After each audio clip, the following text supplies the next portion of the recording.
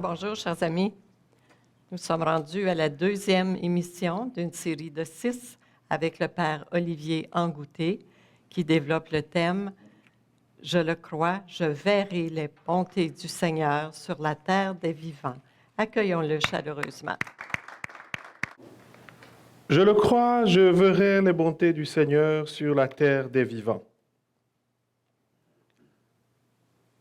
Cet extrait du psaume 27 vise à nous faire rebâtir ou alors redécouvrir ce que c'est que l'espérance chrétienne. Et il y a quelque chose de marquant dans ce psaume, c'est l'attitude confiante du psalmiste face à la souffrance, face au danger imminent.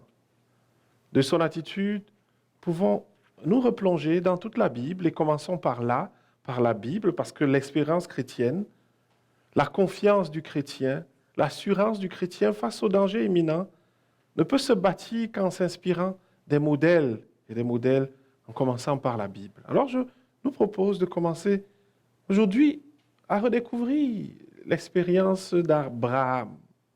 Abraham est souvent appelé le père de la foi. Parfois on se dit, mais pourquoi il est appelé le père de la foi? Pourquoi le considère-t-on comme le modèle de la foi?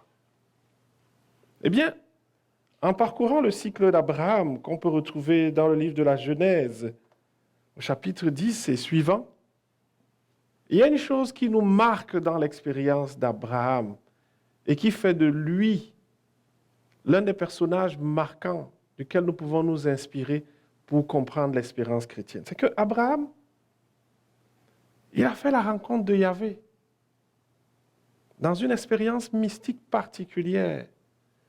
Et depuis ce jour, sans avoir des preuves, il n'a fait que croire aux promesses de Dieu et lui obéir. Alors c'est intéressant quand on lit le cycle d'Abraham. Si l'on s'arrête notamment au chapitre 13, la séparation d'Abraham et de Lot, on sait que Abraham et son frère arrivent sur une terre et puis dit, il y a une terre aride, il y a une terre verdoyante, plus favorable à l'agriculture. Et le frère choisit d'aller sur la terre verdoyante parce qu'il prévoit faire une belle expérience d'agriculture. Et Abraham, qui est perturbé, se dit, mais je suis le grand frère, je devrais aller là-bas, se retrouve sur la terre aride parce que Dieu le lui demande. Mais par la suite, Abraham ne sera pas moins prospère. On sait aussi que dans l'histoire d'Abraham, le Seigneur lui dit, va, à chaque fois qu'il trouve une terre, et il se dit, je m'installe ici. Le Seigneur lui dit, ce n'est pas encore la terre que je souhaite pour toi. Va, avance encore. Si vous parcourez toute l'histoire d'Abraham, il fait face à cela. Face aux défis de sa vie, il est parfois obligé de mettre de côté sa sagesse humaine et faire confiance aux sagesses, aux promesses de Dieu. À chaque fois, le Seigneur lui dit, va, quitte, va-t'en devant, quitte, va encore. L'histoire d'Abraham est marquée par des nouveaux départs. Il n'arrête pas de partir. On connaît tous l'histoire de la procréation d'Abraham. Il est inquiet, il est pris dans le trouble. Mais il reste toujours ouvert à la promesse de Dieu.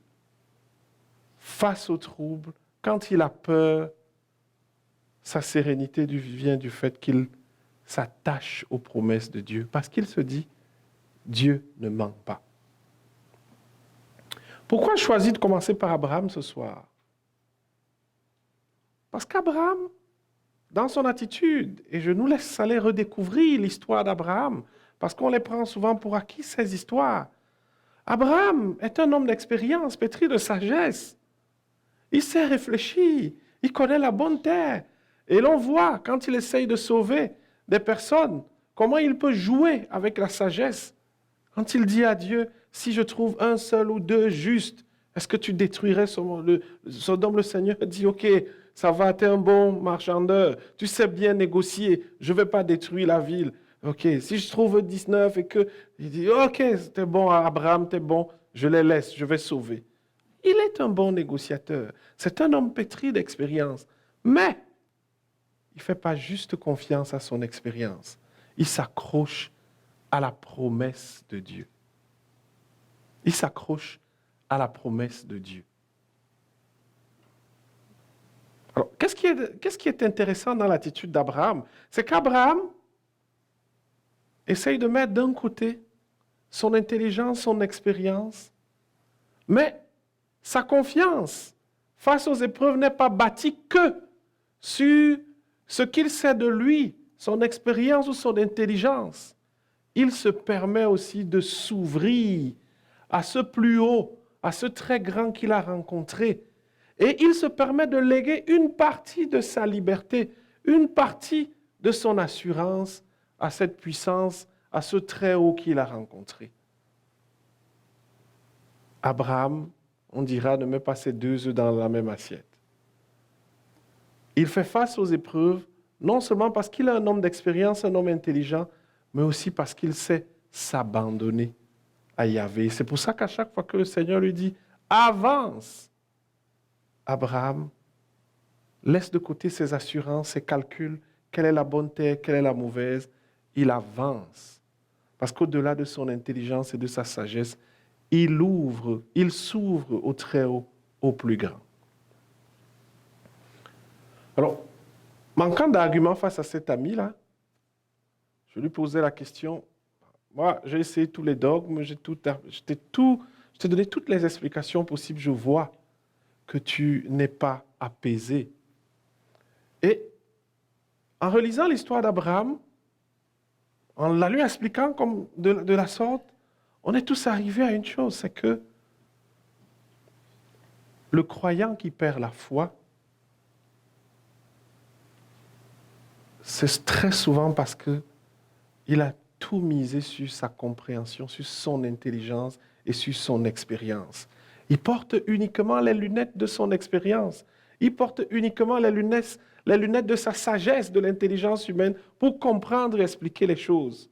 À la différence d'Abraham, qui bâtit sa confiance non seulement sur son expérience, mais aussi sur le Très-Haut, sur le Tout-Puissant, Yahvé. Voilà le secret d'Abraham.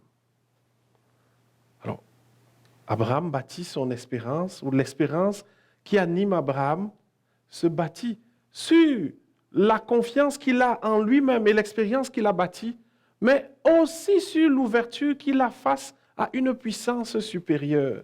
Et c'est avec les deux qu'il avance dans la vie.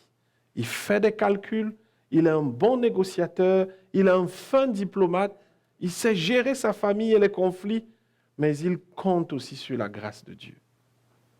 On ne peut pas souhaiter avoir l'espoir ou l'espérance si on ne fait pas confiance à une force supérieure. Et si on était attentif au psaume 27, l'une des caractéristiques de ce psaume, c'est que le psalmiste croit en une promesse. Quand il dit « Je verrai les bontés du Seigneur », il n'a pas de preuve, il n'a que la parole du Très-Haut, mais il s'y fie et il s'y attache, comme ça a été le cas d'Abraham. Un théologien disait « La foi est à l'homme, ou l'espérance, puisqu'on sait que la foi est liée à l'espérance, la foi est à l'homme ce que les ailes sont aux oiseaux. » Vous savez là, nous connaissons tous des oiseaux. Si vous avez un moineau, ou bien un cardinal, il peut voler. Il a des ailes, n'est-ce pas? Ils volent tous. Mais quelle est la distance qu'un cardinal peut faire par rapport à un aigle ou à un pélican? Est-ce qu'ils font les mêmes distances? Non. Alors, quand on dit la foi est à l'homme ce que les ailes sont aux oiseaux, ou l'espérance est à l'homme ce que les ailes sont aux oiseaux, c'est que si on se fait une petite espérance ou une petite foi, ou si on n'a pas la foi, ou si notre foi et notre espérance est maigre comme une petite aile d'un petit moineau, c'est certain qu'on ne peut pas traverser des continents. comme le pélican qui a une grande aile. Alors, le théologien nous a mené à comprendre que la foi n'est pas de trop. L'espérance n'est pas de trop. L'espérance, la foi, la confiance en Dieu, la confiance en une puissance suprême n'est pas de trop. Elle ne fait qu'ajouter à notre confiance. Si nous avons confiance en notre intelligence en tant qu'homme, en tant que chercheur, en tant que personne méthodique et pragmatique, ça ne dilue en rien de croire en Dieu, ça ne dilue en rien le pouvoir humain.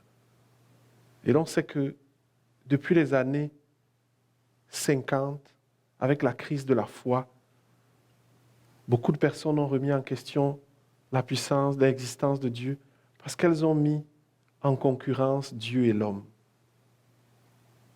en disant, l'homme peut se libérer tout seul, il n'a pas besoin d'une puissance. Est-ce qu'une puissance supérieure enlève à la puissance de l'homme? Non. Et comme le pape Benoît XVI disait aux jeunes, n'ayez pas peur de Dieu. Il n'enlève rien, il ajoute tout. C'est ce qui fait la caractéristique de l'espérance du psalmiste, de l'espérance d'Abraham dans le livre de la Genèse.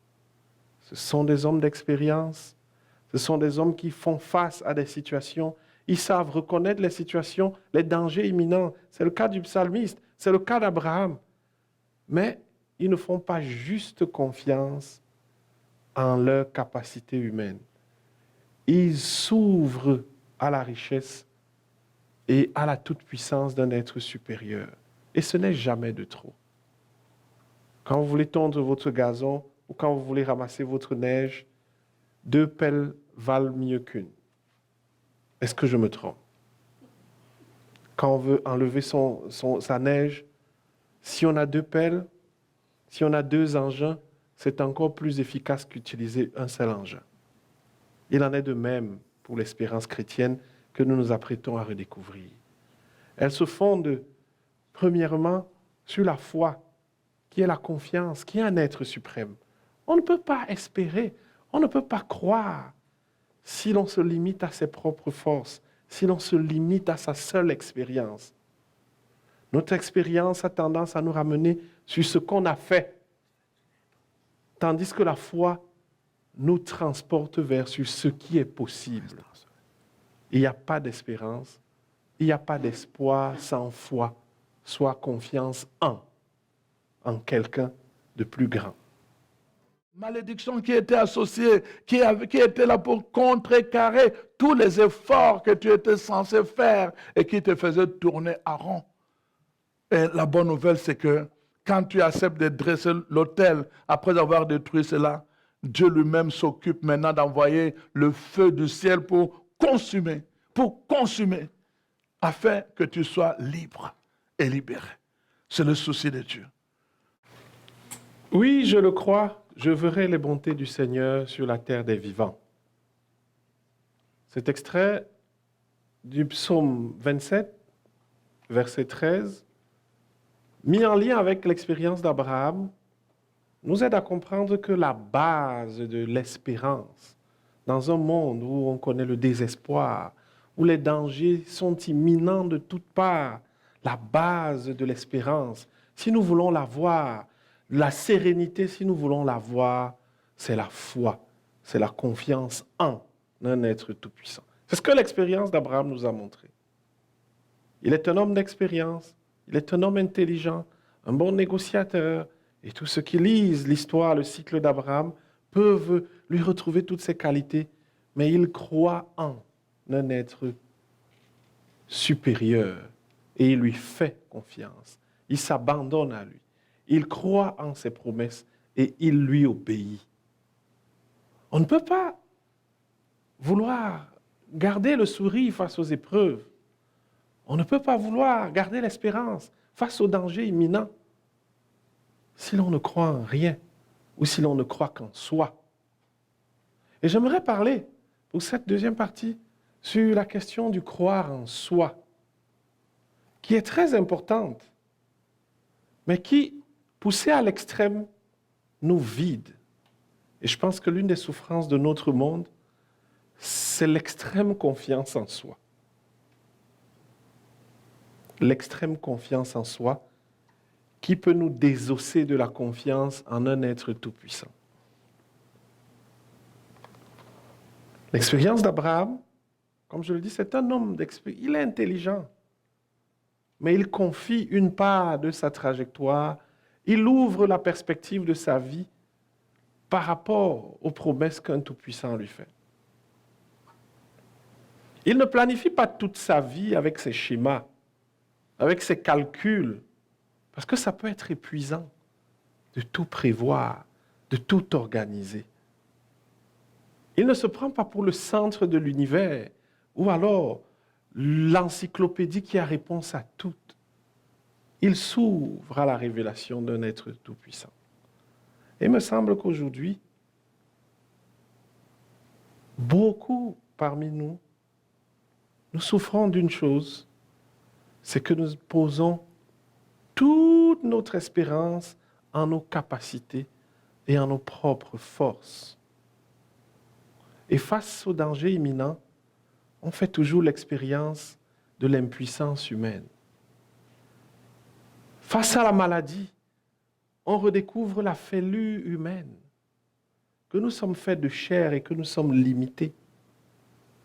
Face au danger, au risque, on découvre qu'on n'est pas en mesure de prévoir tout. Beaucoup de personnes aujourd'hui vivent dans cet épuisement permanent, d'avoir essayé de tout figurer, de tout contrecarrer. Et ils sont semblables à des veilleurs qui, à chaque signal, doivent lever la muraille. Et parce qu'il n'y a pas un être supérieur à qui on confie une part de sa sécurité, c'est difficile de tenir. Beaucoup de personnes, après avoir eu toutes les sécurités matérielles de la terre, ressentent un vide. Beaucoup de personnes, après avoir pris toutes les précautions, se frustrent d'être obligées de subir une maladie alors qu'elles pensaient avoir tout prévu, tout contrecarré. Voilà des expériences qui nous rappellent qu'en tant qu'être humain, nous sommes non seulement capables d'eux, mais nous avons aussi besoin de nous confier, de nous abandonner au Très-Haut. Autour de nous, nous avons beaucoup de personnes qui vivent cette expérience de l'extrême confiance en elles. Si vous savez tout, si vous pouvez tout, vous n'avez plus besoin de personne et vous devez tout faire. Mais si vous reconnaissez que vous ne connaissez pas tout et que vous avez besoin des autres, alors vous n'êtes pas le seul à accomplir des tâches. Et la tâche s'accomplit plus rapidement. La fragilité de l'être humain du 3e millénaire, de l'homme du 3e millénaire, c'est son extrême confiance en lui-même. Il a tellement fait des choses que souvent ce qu'il a créé ou ce qu'il a fabriqué se retourne contre lui et il ne sait pas comment faire pour arrêter sa fabrication. Parfois, il fait face. Quand il se rend compte qu'il ne peut pas tout contrôler, il fait face à une angoisse existentielle qui le pousse à se dire, est-ce qu'il y aura donc une fin à la souffrance humaine? Et c'est cette impuissance-là que nous, croyants, nous prenons et nous mettons en ouverture avec l'expérience de la foi pour dire, il n'y a pas que nous, il y a aussi Dieu, il y a aussi le Très-Haut. Voilà pourquoi l'espérance ne peut pas se bâtir sans la foi. L'espoir ne peut pas se fonder s'il n'y a pas la confiance en un être très haut, s'il n'y a pas la foi. Et la particularité de la foi, comme je le disais, c'est de faire confiance. On ne connaît parfois pas ce qui se passe devant. C'est parfois l'inconnu.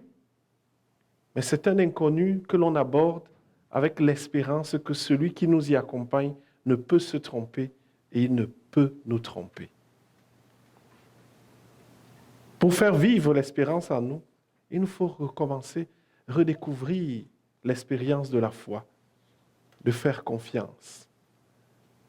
Et souvent, en discutant avec des amis, que je connais dans le cadre de mes études, qui me disent toujours, moi je ne crois pas, ça ne m'intéresse pas, toutes ces affaires, parce que je trouve que ce n'est pas pertinent. Je leur pose souvent la question de savoir, qu'est-ce qui vous fait vous lever le matin? Qu'est-ce que vous pouvez expliquer de ce qui se passe quand vous êtes endormi? Vous savez, quand vous êtes endormi, le soleil peut venir briller juste sur votre toiture. Il peut remonter dans le ciel. La terre peut se retourner. Mais il y a une part de quelque chose dans l'expérience humaine que l'on ne maîtrise pas, qui relève du Tout-Puissant. Et on commence la foi quand on s'ouvre à ce qui relève du Tout-Puissant. Alors je nous invite ce soir, avant de continuer à redécouvrir ce que c'est que l'expérience chrétienne, à nous connecter à une expérience de foi.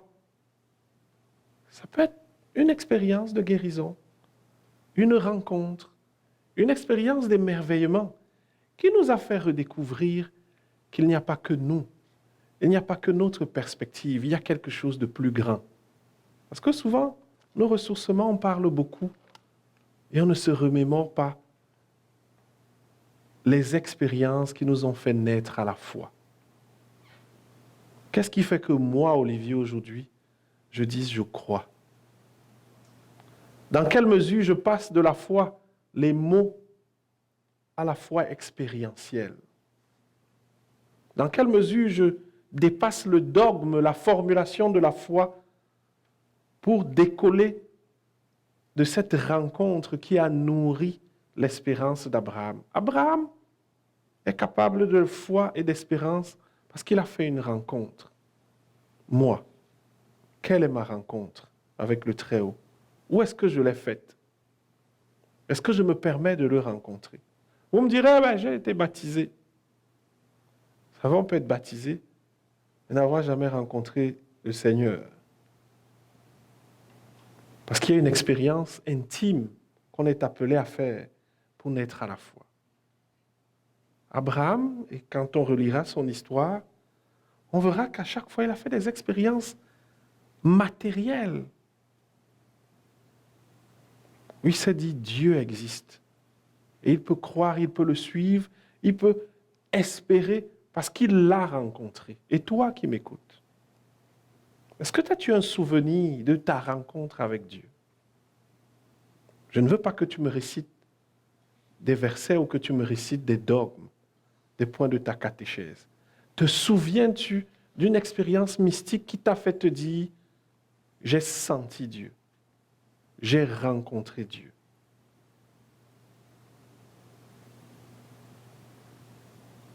Te souviens-tu?